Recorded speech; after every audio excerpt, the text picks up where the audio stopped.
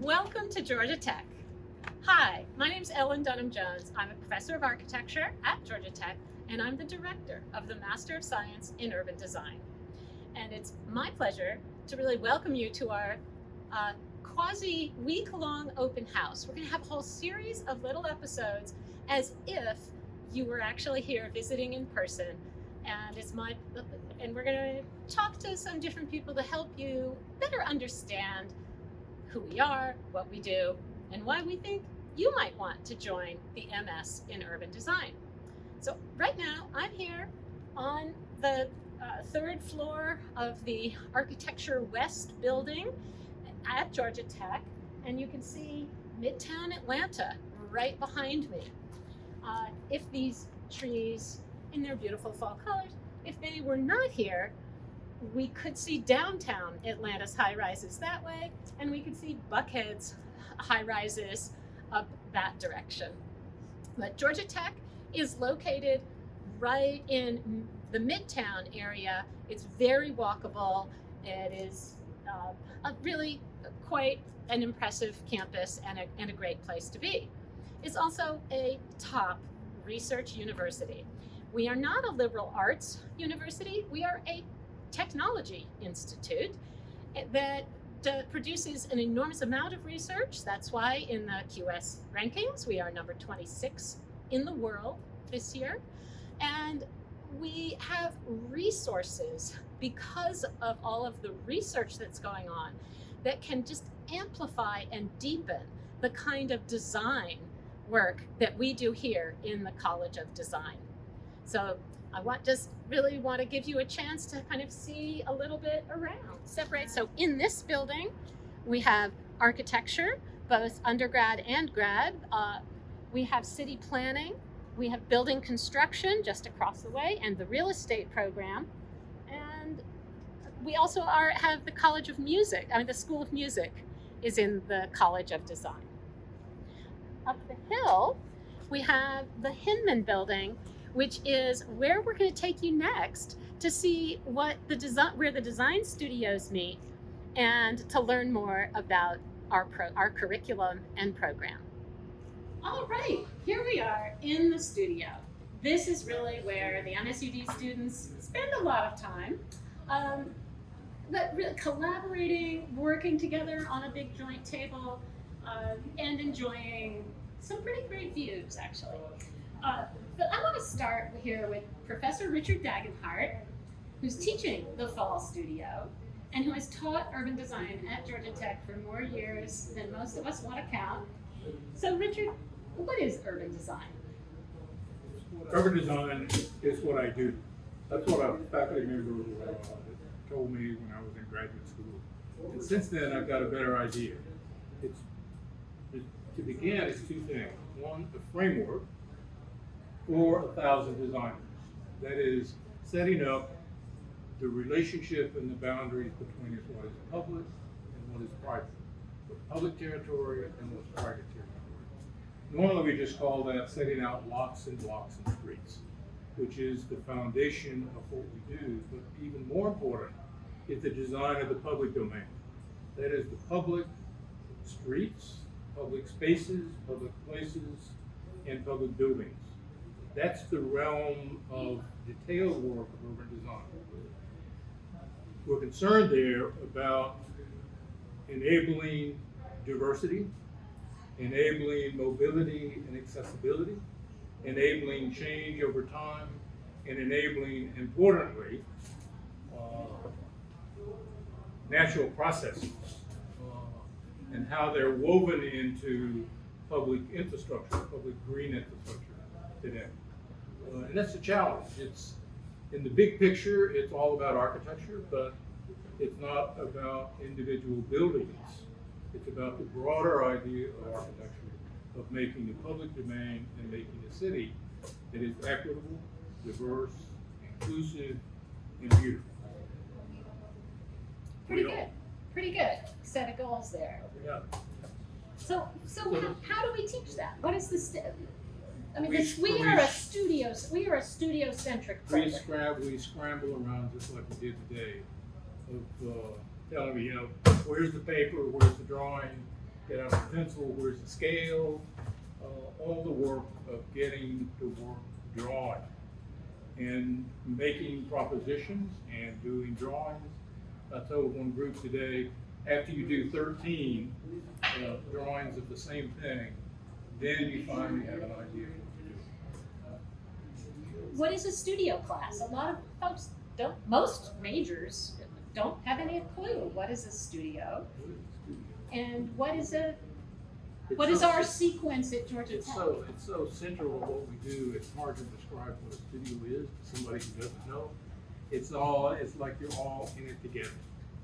It's like an office in many ways, where everyone's working collaboratively. We don't do independent projects. Like in many architecture schools, you go from person to person to person to person. We don't do that. It's collaborative work because all design, urban design, is always collaborative. So in the studio, this fall semester, we deal with organizing territory and dealing with ecological infrastructure is one of the dominant things. So we look at things like stormwater management. We're currently working on a project in Savannah, Georgia, on sea level rise, which is sponsored by the city. And we're working with department heads, trying to figure out what to do when Savannah sea level rise goes from 2 feet to 5 feet to 7 feet. And we worry always about feet, not time.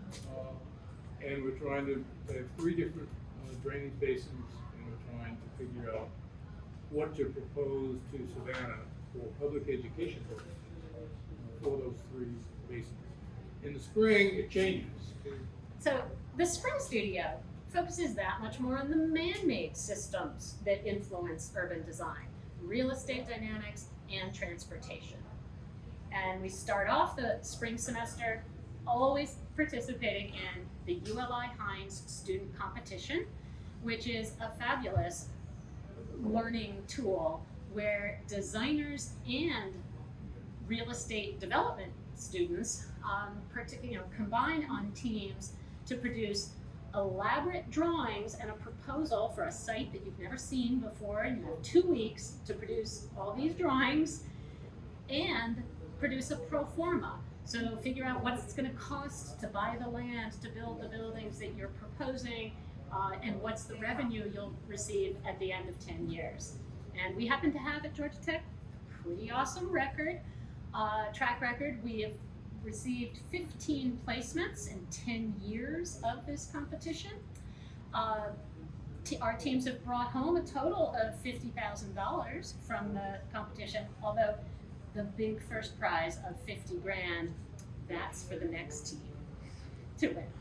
So the summer, we normally focus on the Modern Architecture and Modern City program, and we spend time in each city that we visit. It's not something that we go from project to project to project, city to city to city to see how much we can see. Spend time in New York, 2 weeks. Spend time then in Berlin for 2 weeks. Then Paris for 2 weeks, and ending in London. And we'll take some side trips in between to Copenhagen or Amsterdam and so on. So it's a way to learn about a city and to learn about both historical works, why the city looks like it does, and then also examine the best of contemporary projects, both architecture, landscape architecture, and urban design. yeah, I mean, we feel strongly to be a great urban designer, you need to experience great urban design.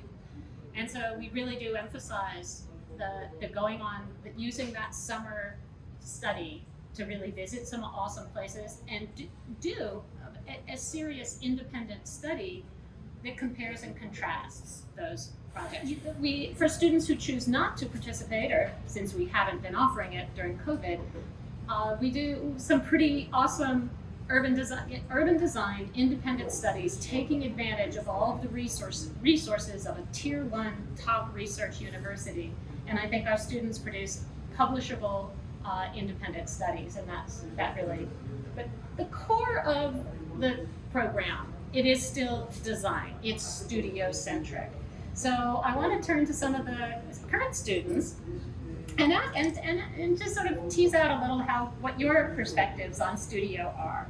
So Karunya, you have an architecture degree from India, an urbanism degree from Australia. You took my studio last spring. Now you're taking Richard's. What have you learned that's new to you? You already have a lot of background, and has it made doing the MSUD valuable?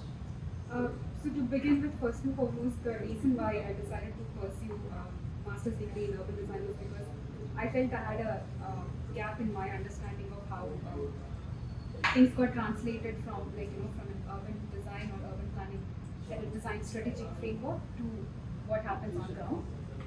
And for me, this program has sort of helped bridge that gap, I would say, especially in the last semester during the spring studio. We learned about parcel subdivision and its relevance to quality of public domain and aspects like walkability, accessibility, and various aspects that really go into shaping the physical setting of where the public life lies. So definitely that was a big takeaway for me from the last semester. And this semester, I think, like you pointed out earlier, this semester looks more into how the ecological infrastructure overlaps with the man-made infrastructure. And oftentimes I think we don't recognize the importance of the nexus between urbanization and the ecological setting and the climate change risks, which the studio mainly addresses this time. Fabulous. Kayla, you studied environmental engineering at MIT before joining the MSUD, and studio is kind of a new experience for you. Most of everybody else in your studio, most of them have an architecture, landscape architecture degree, and are kind of used to studio. But we love having multidisciplinary teams working. No one discipline designs the city. So what advice do you have for other prospective students who don't have a design background or the software drawing skills? Should they still come and join the program? What do you think? What's your advice? Glad you asked. So I think that one aspect of my undergrad that was really stressed overall my 4 years was collaboration. And when it comes to learning new things, adjusting to studio life and things like that, then collaboration has helped me a ton, especially within my group, whether it be explaining something in ArcGIS or in AutoCAD or in any of those other softwares that you don't really use as an engineer. But definitely, I think where I kind of have a lot of experience is working in a group and using my strengths to my best abilities and any weaknesses I have to rely on my teammates. I like to think that I contribute my passion for hydrology and sustainability and research into all the projects that we have. And when it comes to getting better at the tools that I need to use for class, it really comes down to just a lot of hard work, repetition, and at the end of the day, it's fun. I very much enjoyed doing design work. So yeah, 100%. I recommend it to any engineer thinking about it. Glad to hear it. No, it is. Drawing takes time, but it is fun. You get to see this thing you're working on come to life. So, Miguel, you are not an MSUD student, but you are a dual Master of Architecture and Master of City and Regional Planning. So it's very much similar kind of overlapping of the scales of buildings and the scale of cities. How did you find going to Savannah? You guys, your fall break was really spent having a midterm in Savannah where the officials were on the jury. What did you think of that? I think, so there are many things. First of all, there's the historical aspect, because Savannah is a very important historical city. It's one of the few cities in the United States that has kept its colonial heritage. So going there and experiencing that framework that has been developed, number one, has been a great inspiration and a great source of knowledge for all of us and for myself. The second thing is that feeling that you actually have a say on the development of the city in terms of, oh, this is what we're proposing, and having a conversation with officials, it's definitely gives you a lot of empowerment to students. Because it's not something that you're just printing and pinning up. It's something that you're actually saying to people who have been working in cities for a while and getting feedback from them and actually seeing if it's feasible or not. So definitely there's a lot to learn in terms of the history, but also in terms of this real world practice that we have encountered in this semester. Yeah, I mean, and I think that we really do all of our studios almost all the time. We do the occasional competition, but almost all of our studios are real projects, working with real communities, most of the time sort of in places that we can drive to, we can go back and forth to. We aren't just sort of flying somewhere for 1 week. We're going to places where Richard and I have built up relationships. We sort of know the players who are actually making decisions and are able to take student work absolutely seriously. And we're really proud of that. So good job, Richard. Of course, there are other courses. So very quickly, you can look up the information on the curriculum online. But in the fall, in addition to taking studios, students typically take theories of urban design, which I teach, and intro to real estate development by Rick Porter, the head of our real estate program. And then typically students are taking an elective. And really for electives, you can take anything at Georgia Tech. Frankly, you can also take anything at Georgia State or at Emory. We're open to what you want to take for your electives. And then in the spring, it's again studio plus 2 courses is the norm. Studio plus then history of urban form, which Richard teaches, and urban ecological design, which Perry Yang in the city planning and architecture programs, which he teaches. So we do get though quite a lot of electives, between those two, and then depending on what you do for that 3rd semester, whether you do an independent study here plus another elective, or whether you go to Europe and that kind of takes up most of your electives. So Aishwarya, I wanted to ask you, tell us what have been some of your favorite electives and any non-studio aspects of being at Georgia Tech. Definitely. So 2 electives which I really liked. First is the retrofitting suburbia by Professor Ellen. She's flattering. In fact, what I like about this is we do in-depth study about the case studies of the built projects, and it teaches us about the various ways how you can combat sprawls, how you can reduce auto dependency. And the second elective is entrepreneurship in professional practice by Professor James Kramer. So that is something I think which is very unique in a design school, because it teaches you about how to become a successful designer in professional world. So it teaches you about all the managerial aspect, all the soft skills, and also you get to meet a lot of guest lecturers who are actually from executive and managerial position and talk about their firm. So when you go out and when you want to apply for your firm, you know what to look for. Shima, were you going to also tell us about some of the electives that you've taken? Yes, sure. I've taken Intro to GIS, and I think that it's really important for people who attend urban design programs to take that elective, because it's really helpful both in your studios and after that when you get a job and you want to work in a professional studio. So actually the firms, the companies really look at this skill. You should have this skill. Mm-hmm. So I think if you don't know GIS, Intro to GIS course was really helpful for me. And we have multiple levels of GIS courses. Yes. Karunya, you tell us, you took environmental GIS. Yeah, that's right. So that is, I think, for those of them who have a bit of a pre-acquired knowledge of GIS, I think maybe it's good to start with environmental GIS, because again, that looks into applying GIS perspective, the lens of GIS onto how natural systems overlap with our urban settings.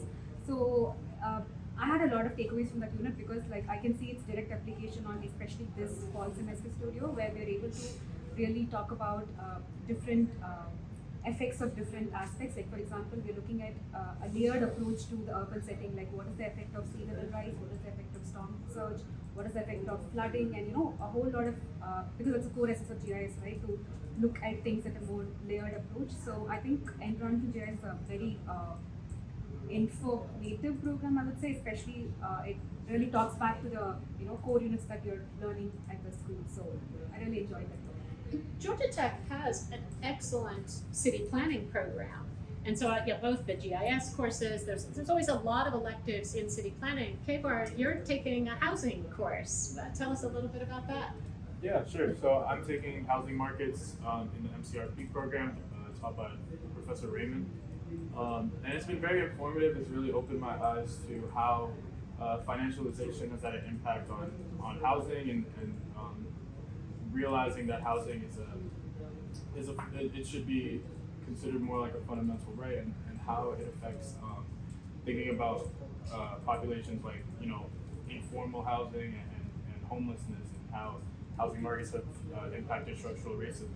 So thinking about passive design, thinking more about how designs affect the city and like what impact it has on how affordable living in a city is, which should always be at the forefront of urban designers' minds, I think. So that's why I took the course, and I've really enjoyed it so far. And yeah, I hope to take something similar next semester too. So. All right. And so, all right, let's. Subash, you've only been here a couple months. It's still pretty early in. But why did you choose Georgia Tech? And just in these couple of months now, what are your impressions? Is it living up to what you expected? Is it totally different?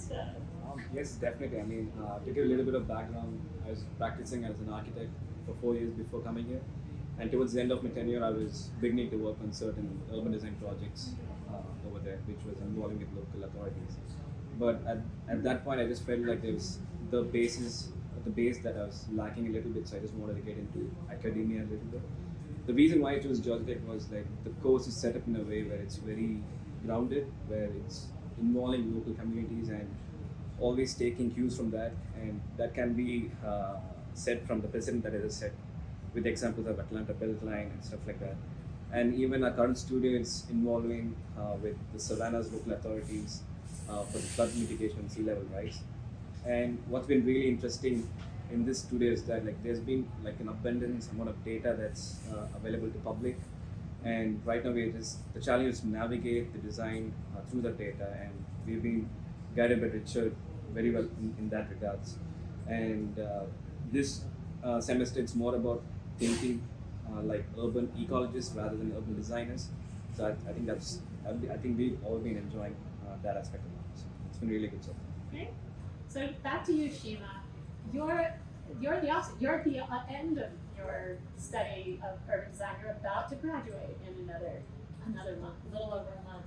So why did you, if you came to us from Iran, why did you choose Georgia Tech, and has it lived up to your expectations? I have background in architecture, and when I was studying Master of Architecture, I really felt that I'm interested in urban design field. I really wanted to expand my knowledge in urban design and also explore architecture in a broader scale. So I searched for urban design program, and I found Georgia Tech's MSUD program really fitting to my interests because it gave me a chance to explore many fields from natural system, water management to complete streets, new urbanism. So it was really helpful for me to explore all of these fields.